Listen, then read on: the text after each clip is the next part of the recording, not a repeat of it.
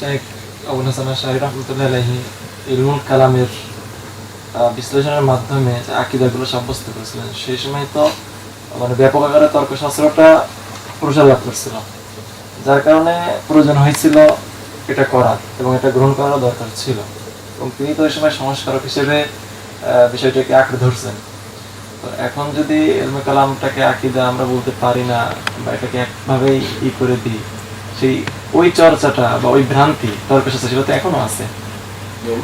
তো যেহেতু এখনো আছে, সেহেতু এভাবে ইলমে কালামটাকে একেবারেই করে দেওয়াটা কেমন হবে? বিষয় হলো, প্রথম কথা হলো আবুল হাসান আশআরী ইলমে কালাম চর্চা করেননি।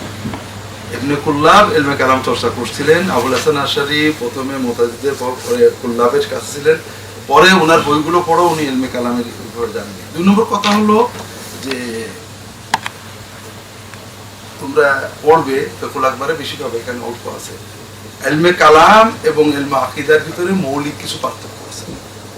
আমরা বিভ্রান্তির রদ করবো এর জন্য একটা মাজাল আছে, সেটা নাস্তিকতা, ইলহাদ, এগুলো একটা ভিন্ন পর্যায়ে। এগুলো দর্শন যার যেটা আছে, দর্শনের জায়গায় দর্শন দিয়ে, বিজ্ঞানের জায়গায় বিজ্ঞান দিয়ে, এটা একটা ভিন্ন জিনিস। এটা আধুনিক যুগের বিজ্ঞান দিয়ে হবে, প্রাচীন বিজ্ঞান দিয়ে না। তবে ইলমুল কালাম আর ইলমুল আকীদার ভিতরে মৌলিক কিছু পার্থক্য বুঝো। প্রথম কথা হলো, ইলমুল কালাম সম্পূর্ণ যুক্তি এবং দর্শন ভিত্তিক, আর ইলমুল আকীদা নস ভিত্তিক। ইলমুল কালামে নস পাবা না, পুরো একটা কালামের বই পড়লে অগণিত কথা পাবা, কিন্তু নুসুস খুবই কম পাবে। নুসুস কোথায় পাবে? যে ওই কবরের আযাব ইত্যাদি জায়গায় যে কিছু নুসুস পাবে, কিন্তু মূল আকীদার অন্যান্য বিষয় শুধু যুক্তি যুক্তি যুক্তি, কারণ বিভিন্ন কথা। আর ইলমুল আকীদা হলো পুরো নস ভিত্তিক। ইলমুল আকীদার ভিত্তি হলো সালফে সালেহিন, দেখবে ইমাম ফিকুল আকবর, ইমাম শাফিঈর লেখা, ইমাম আহমদ ইবনে হাম্বলের লেখা, সবগুলো কাল আল্লাহ ওয়া কাল রাসূল, এগুলো তারা বলেছেন। আর যেহেতু আল্লাহ বলেছেন মানতে হবে। ইলমে আকীদার ভিত্তি কি? যে আকীদা একটা গায়েবী জগতের ব্যাপার, এ ব্যাপারে আল্লাহ এবং তার রাসূল সাল্লাল্লাহু আলাইহি ওয়াসাল্লাম যেটা বলেছেন ওটাই শেষ, ওটা বিশ্বাস করতে হবে। আর ইলমুল কালামের কি? যে দর্শনের মাধ্যমে সত্যকে ধরে আনতে হবে। দর্শনের মাধ্যমে সত্যকে ধরে আনার ক্ষেত্রে বড় সমস্যা হলো যুক্তি তর্কের কোনো শেষ নেই। কথা বুঝতে পেরেছো?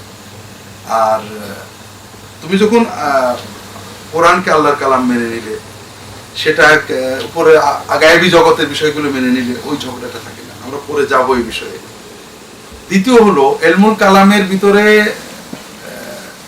যে ময়লাগুলো আছে, যখন হকপন্থীরা বা আশআরী মাতুরীদীরা ইলমুল কালামকে নিয়েছেন, ওই ময়লাগুলো সহই ঢুকে গেছে। অতিরিক্ত দার্শনিকতা, দার্শনিক কচকচানি, দার্শনিক যুক্তি, এগুলো নাস্তিকদের সাথে হতে পারে, মুমিনদের সাথে দার্শনিকই। আর কাদিম দর্শন এখন আর কাজে লাগে না। যেমন আমরা এখন কওমি সিলেবাসে আগের জামানার দর্শন পড়ছি, সময় যাচ্ছে, কামেও লাগছে না। কথা বুঝেছো? এক সময় এটা মডার্ন ছিল, যেমন হিকমা বলতে পড়ানো হতো, এরপরে মান্তিক পড়ানো হতো। এগুলো আসলে সর্বশেষ মডার্ন এলেম ছিল, কিন্তু এখন ওগুলো একেবারে ওল্ডেস্ট হয়ে গেছে। বুঝেছো? এই জন্য নাস্তিকতার বিরুদ্ধে, এলহাদের বিরুদ্ধে, ইসলাম বিরোধী অপপ্রচারের বিরুদ্ধে, বিধর্মীদের বিরুদ্ধে কথা হবে তাদের নিজস্ব সূত্র থেকে। বুঝেছো? কিন্তু আমার দিন মুসলমান ইসলাম শেখার জন্য, আকীদা শেখার জন্য ওহী ভিত্তিক হওয়া উচিত। কালাম এবং আকীদার ভিতরে তোমরা ফিকুল আকবরের শেষে, প্রথম অংশের শেষে দেখবে কয়েকটা পার্থক্য আছে। আবু হানিফা রাহমাতুল্লাহ আলাইহিকে জিজ্ঞেস করেছে নূহ ইবনে আবি মারইয়াম, যে এই যে মানুষেরা আল আজসাম ওয়াল আরাদ এগুলো বলছে, এগুলোর বিধান কি? আর আইতা মা আতাসান নাসু মিন কালামিন ফিল আজসাম ওয়াল আরাদ, তোমরা পড়োনি? আল জাওহার আল আরাদ, এগুলো না পড়লে কালাম পড়া হয়নি। আবু হানিফা রাহমাতুল্লাহ আলাইহি বললেন যে এটা হলো ফালাসিফাতের মানে উদ্ভাবন। ইন কালামিল ফালাসিফা আলাইকা বিল আসারি ওয়া তরিকাতিস সালাফি, তুমি হাদিস ধরে রাখবে, সালাফের মানহাজে থাকবে। ইয়াকা ওয়া কুল্লু মুহদাসা ফা ইন্নাহা বিদআহ, সকল নতুন জিনিস বর্জন করবে, কারণ এটা বিদআহ। তার মানে আবু হানিফা শুধু ইলমে কালামকে নিন্দা করেনি, কালামের বিষয় উনি জানতেন, পরিভাষাগুলো এগুলো সালফে সালেহিনে ছিল না। দিন বোঝার জন্য, ঈমান বোঝার জন্য আমার এই সব আলতু ফালতু জিনিস লাগবে, এটা তারা করেনি, মানে তারা পরিভাষাটাকেই নিন্দা করেছেন। দুই নম্বর হলো ওলা আমাদের সালফে সালিন আবু হানিফা সহ তাদের কাছে ফিকহ এবং আকীদা দুটো এক, এই জন্য এটা ফিকহুল আকবর, এটা ফিকহুল আসগর। এক বলতে নুসুস শরিয়া এটার ভিত্তি, কোরআন হাদিস খবর ওয়াহিদ সবই আকীদার ক্ষেত্রে চলবে, কথা বুঝতে পেরেছ? আর কালামের ভিত্তি হলো না, ফিকহের ক্ষেত্রে খবর ওয়াহিদ চলবে, আকীদার ক্ষেত্রে চলবে না, কথা বুঝতে পেরেছ? তাহলে এই যে ফিকহের ক্ষেত্রে খবর ওয়াহিদ চলবে, আকীদায় চলবে না, এটা কিন্তু সালফে সালিনের মানহাজ না।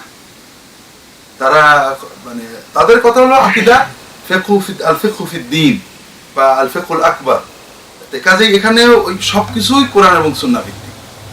তৃতীয় হলো যে আকীদায় তোমার নুসুস ভিত্তিক, নসে যেটা আসছে জাহেরে এটা গ্রহণ করতে, ফিকহ এবং আকীদা নসের জাহের বা ওয়াদে মানেটাকে গ্রহণ করতে হবে। নামাজ সালাত মানে মনের জিকির, এটা মানবা।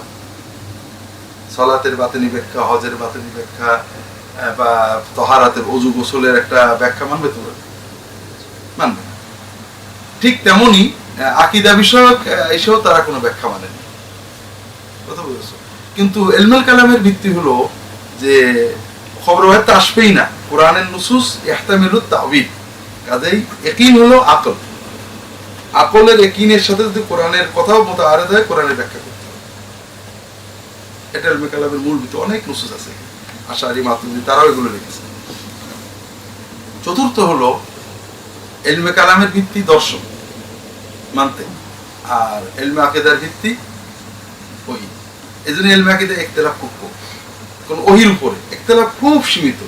আর ইলমে কালামে শুধু ইখতিলাফের ইখতিলাফ, কারণ বিবেক যুক্তি আকল একজনের সাথে একজন মেলে না।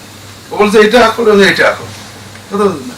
তৃতীয়বাদীরাও এটাকে আকল দিয়ে গ্রহণ করার চেষ্টা করছে, দ্বিতীয়বাদীরাও করছে, যারা নরবলি দিচ্ছে তারাও করছে, যারা মাংসই খায় না তারাও করছে, বুঝেছো? এই জন্য ইলমে কালামের ঝগড়া কিন্তু শুধু আমাদের মুতাজিদের ভিতরে অনেকগুলো, কথা বুঝেছো? ছোট ছোট বিষয় নিয়ে ঝগড়া এসে গেছে, যুক্তির তো কোনো সীমা নেই। এই জন্য আমরা মুসলমানরা ঈমান চর্চা করব নসের ভিত্তিতে, কথা বুঝেছো? তবে দর্শন চর্চা থাকবে, আধুনিক দর্শনের আলোকে, বিজ্ঞানের আলোকে দিনের কথা জানা, এগুলো খুবই দরকারি জিনিস। এটা রচনা উৎসাহ দিয়েছেন